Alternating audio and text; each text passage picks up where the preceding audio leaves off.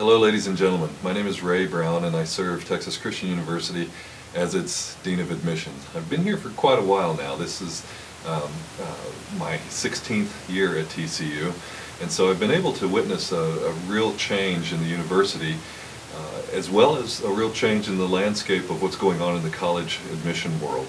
My time with you today is to share with you a little bit about what has gone on in this business. Maybe since you had gone through it yourself, or maybe since you have gone through it with a child more recently.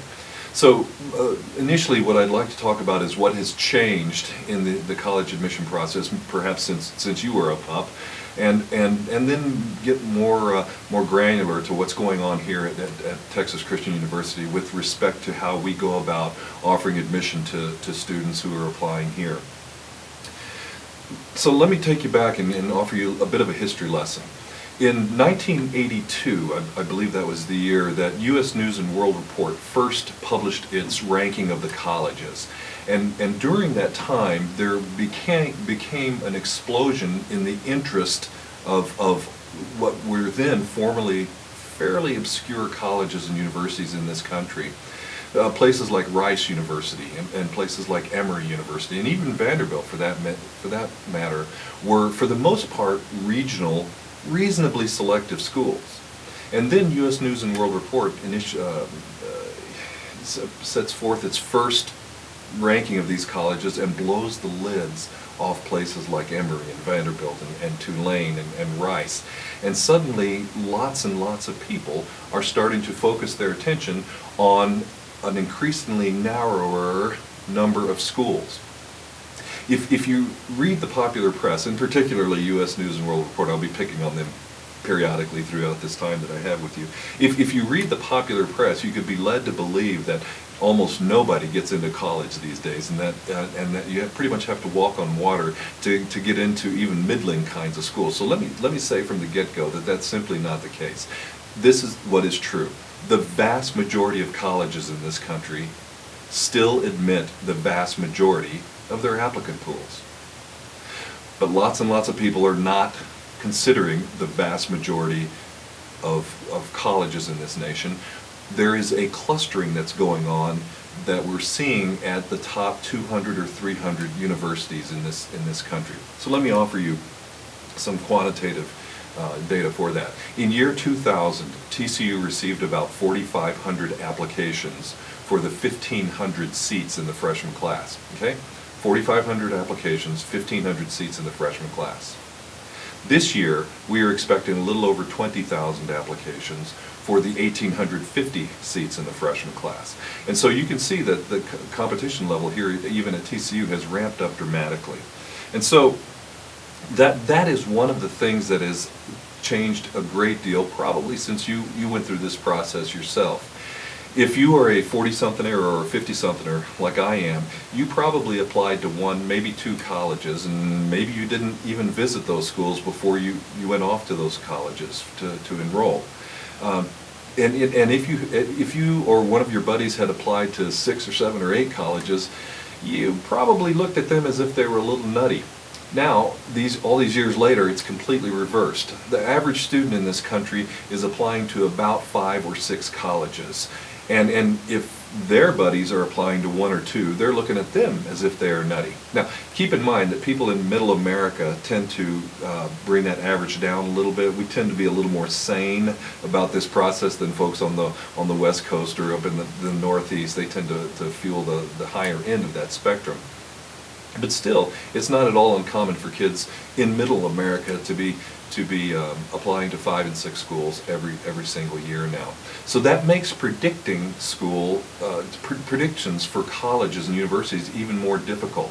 And so there are other things that have changed. For instance, in just recent years, there is this thing called demonstrated interest, or showing of interest, that is present at virtually every selective and certainly all highly selective schools, but that almost none of us will ever admit to.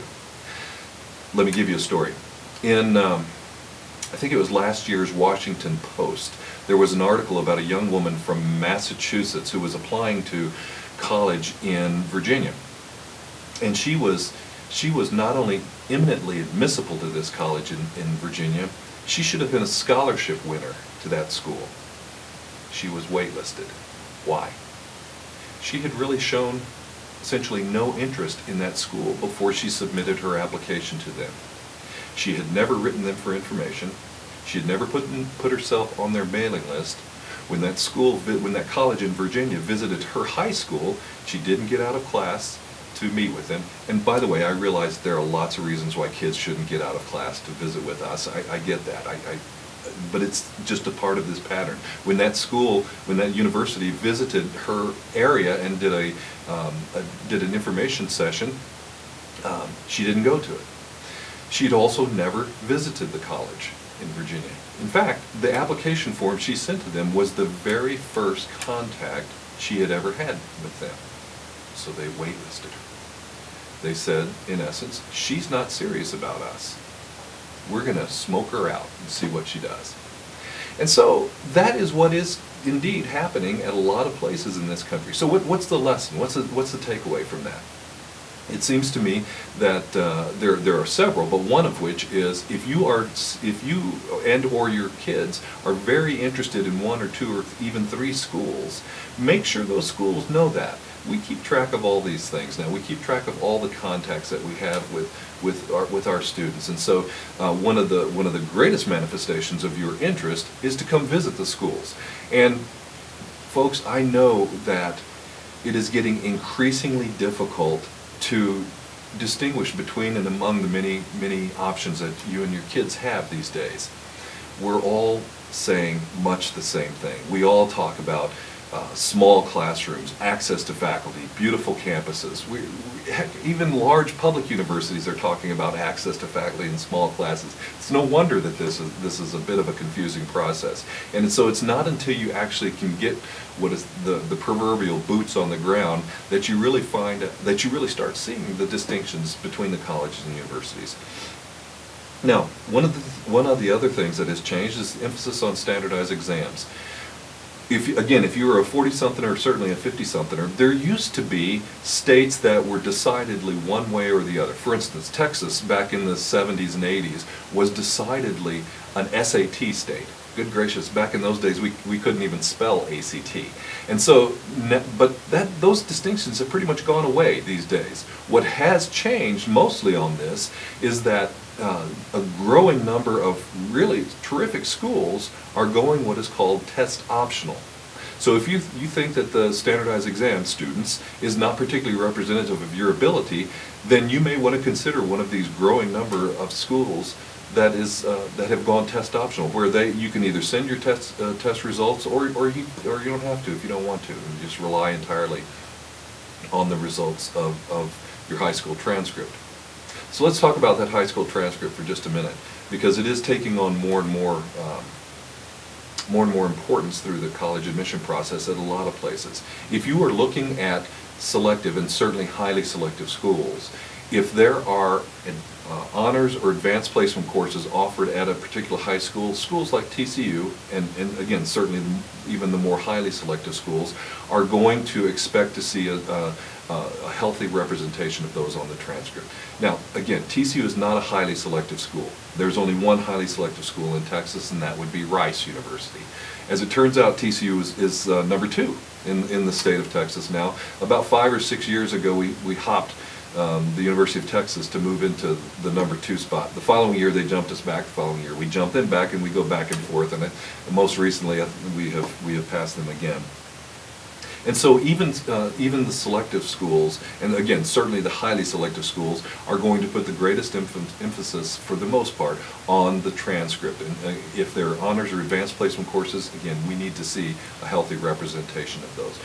Not in every, please know, it's not in every discipline. We realize that everybody is not good in everything, but there needs to be a good representation of those. Now, also, if you are a person who reads the popular press, you could be led to believe that oftentimes involvement in all sorts of extracurricular activities will overcome a mediocre transcript. Now, every year in publications, and again, let me pick on U.S. News, they will highlight a student who is Mr. or Ms. Everything in his or his high school, and that student did not get into a whole host of colleges, in some cases ever get into college, any among the colleges that he or she was choosing. I got to tell you, I have never heard an admission person say that you need to be captain of this, president of that organization, involved in all sorts of other. I've read that in the press, and I've heard it from other people, but I've never heard an admission officer say. In fact, what we oftentimes will talk about it is in very vague terms. We will talk about it in ways like this: that we expect to see some breadth, some depth, and some persistence over time. And again, we realize that sounds vague, but it is intentionally so. Most of us in this business don't really care how students spend their time, just so long as they're doing it in a productive fashion. That's the most important piece to us. And by the way, sometimes kids say, "Yeah, I couldn't do anything because I had to have a job to help my family out." And we say, wonderful. That is an important piece of who you are, and helps us get to know you even better. Now, let me segue here for just a second and offer you a caveat to this. TCU is a middle-sized private university. We, by definition, there are just not a whole bunch of us out there. Depending upon how you're counting these, there are about 4,000 colleges and universities in this country today. There's only about 400 of us, though, which would be considered mid-sized and private. And so, okay, well, big deal. What does that mean? Well, that means that we have needs that lots and lots of other places don't have. For instance, we have lots of the things that a large public university has, well, except for the people. So we have a marching band. We need, therefore, students who are musicians, but who aren't going to major in music. We have extraordinary intramural sports here. This one statistic sort of sums that up for us. Right now we have 120 flag football teams at TCU. So what does that say? Well, it says we need athletes who aren't going to be varsity athletes, in addition to those who are. We have terrific theater at TCU, particularly musical theater. We need actors and actresses who aren't going to be theater majors, in addition to those who are. So when it comes to applying to middle-sized private universities, these extracurricular activities are going to take on a little bit more importance. Now, if you are applying to highly selective schools, they will take on even greater importance. And so I would ask you to think of a graph, if you will, with a 45-degree angle going out from a ray going out from the midpoint of that graph, and along the bottom axis, put down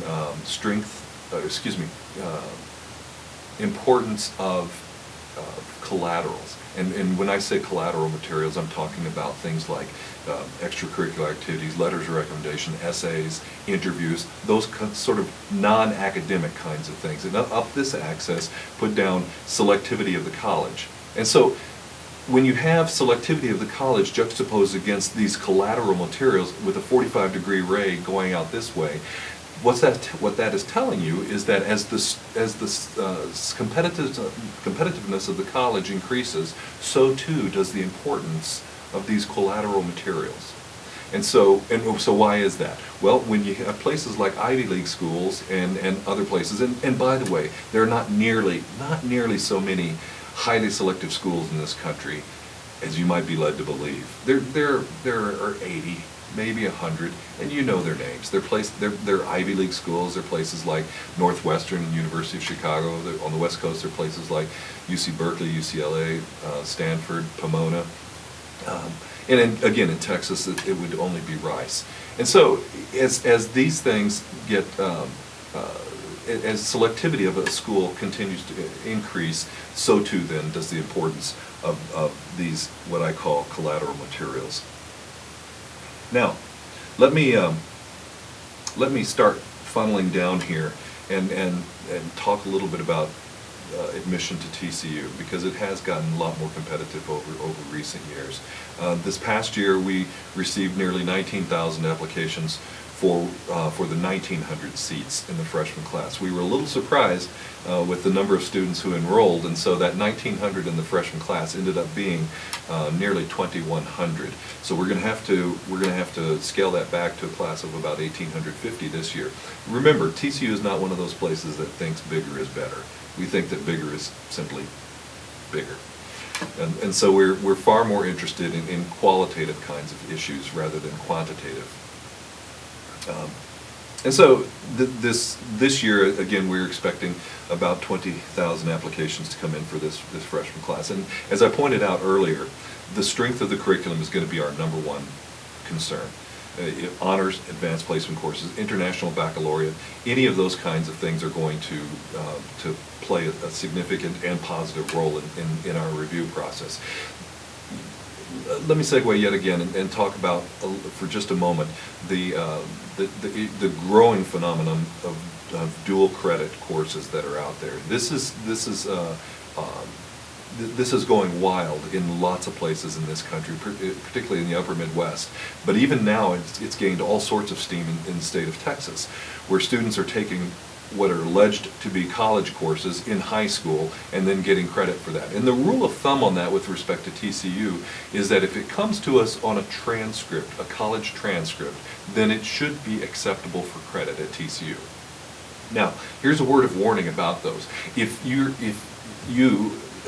sons and daughters are going to be applying to highly selective schools and they are taking these dual credit classes, you can actually harm yourself in the admission process. And the reason is this: if there are dual credit courses offered that a student takes when there are advanced placement course, same advanced placement course offered at that very school, then the admission offices at these highly selective schools might ding your student in the admission process, because most of us realize that an A in a dual credit course is easier to acquire than a 3, 4, or 5 on an advanced placement course.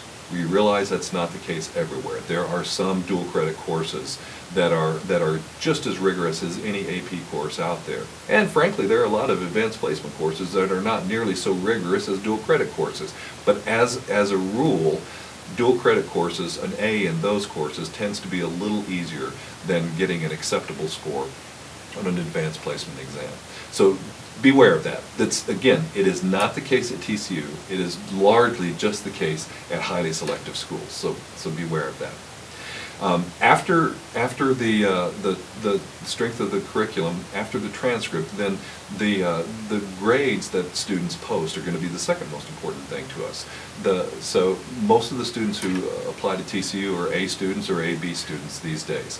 You'll note I did not say grade point average is the next important thing. I get into trouble on occasion for saying this, but frankly we don't pay a great deal of attention to grade point average anymore, because as you no doubt know, a 3.5 at one school oftentimes bears little to no resemblance to a 3.5 at another school.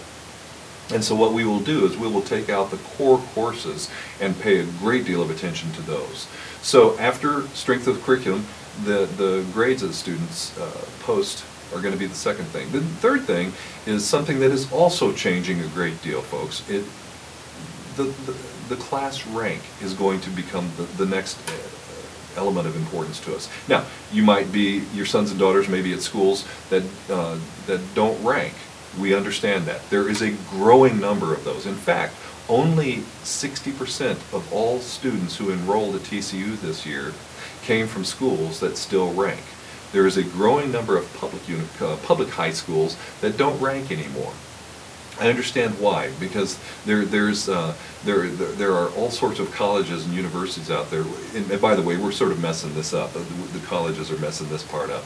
There's a growing number of us who are drawing these artificial lines in the sand saying, below this point, you are not worthy of coming to my college university.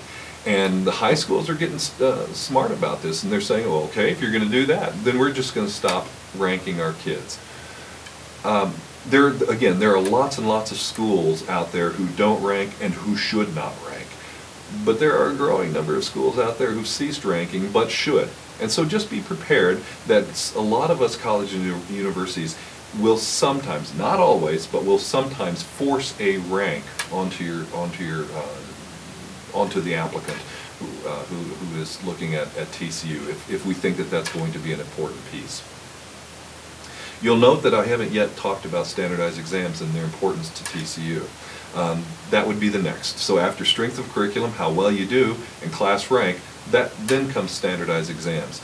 I hope you as an alum will take some pride in knowing that your alma mater is about as sane a place as you're going to find with respect to the emphasis that we assign standardized exams. Let me share a story with you. About every second or third year, we go back and we do a retrospective on our applicant pool. We actually de-emphasize standardized exams in the admission process. We emphasize them in the scholarship process, and we'll get to that in a moment. But we de-emphasize them in the admission process because, again, the transcript is the far better predictor of success than a standardized exam. But every second or third year, we'll go back and do a retrospective. Our average SAT this year was 1832. The retrospective that we did which we last did, would have moved that 1832 to a 1940 if we were to emphasize it in the admission process like most colleges and universities do. The average ACT this year was just over 27. If we were to emphasize the ACT in the admission process the way most colleges and universities do, that 27 would move to a little bit over 30. Now, as I mentioned, that's the admission process. In the scholarship process, though, we actually emphasize that, and you can figure this one out why, because there's only a subset, only about a third of our students will receive a scholarship at TCU. And so that third has great grades, great class rank, they've got great rigors of curriculum, and so the standardized exam necessarily must take on more emphasis. By the way, if you're a 40-something or a 50-something like I am, this whole scholarship thing is something that has changed a great deal since you were in college. We have a competitor as an example, and I don't have recent data, but this is data from 2 years ago. One of our chief competitor universities, 97% of their students received a scholarship. Not financial aid, not need-based financial aid, mind you, a scholarship, a merit-based scholarship. 97% of the class. At TCU, we haven't been impervious to this movement either. We are, again, we're a little over a third of our students who have received a scholarship at TCU. And when you went here, it may have been in single digits, but that is one of the things that has changed most. And so all sorts of lessons to be taken from that as well, and one of which is don't let the price tag scare you off of any place, at least in the initial process. So, we've talked then about strength of curriculum, how well you do in the classes, class rank, and standardized exams. Let me assure you that we take all the other things into account as well. As I mentioned, being a mid-sized private university, those involvement in all sorts of things is going to be an important piece of who we are, because that's the kind of campus that TCU is. We certainly get students who will hang out in the library or hang out in their rooms and do nothing but study. But my experience, and I think that of most of us, is that those are students who generally don't have as good of an experience at TCU as most others. This is truly one of those work hard, play hard kinds of places. And so the outside involvement, the involvement outside the classroom, is going to take on added significance to us. Now, since I have you here, one of the things that I will oftentimes hear from groups like the one I'm addressing right now is, no, wait a second, doesn't my being an alum of TCU play a role in the admission process? And our answer is, you bet it does. You bet it does. We take that into account, and that's going to be an important piece of our considerations as well. But let me share something with you, and this is one of the things that has just changed dramatically, and particularly in the last decade. If our application form had just one question on it, if we looked at nothing else except the results of this one question, and that question is, are you a TCU legacy? And by the way, we interpret legacy very, very broadly. It means not only the son or daughter, but you could have grandparents who've gone here, aunts, uncles, cats, dogs, doesn't matter. If you are what we consider a legacy, that will be considered in the admission process. And so if we made our admission decisions based entirely on that criterion, we could fill our entire class twice. We are thrilled with how the alums have begun to look at this place as a place for their sons and daughters in ways that have never happened before. We are also painfully aware that the costs of higher education in this country are escalating well beyond the annual inflation rate. If there is anything that is threatening us in the admission office in the coming years, it's that we are, with every year, we are worried about pricing ourselves out of the market. We are blessed to have an enormous endowment at TCU.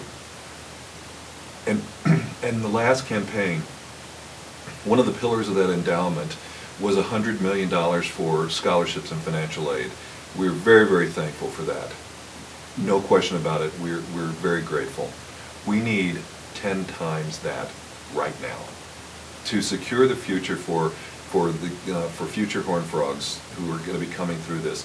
We need an enormous infusion into our financial aid and scholarship budget. And so if you are able to, please know that it isn't going to just be advancement folks who are going to be thankful for that. That's going to be something that will touch the lives of every one of us here at TCU and people who will come after us for many years to come. Thank you for your time today, and I appreciate your bearing with me through this expose. If you have questions or if you need anything, my name again is Ray Brown, and please always feel free to contact me. r.brown@tcu.edu is the quickest way to get in touch with me. Thank you. God bless.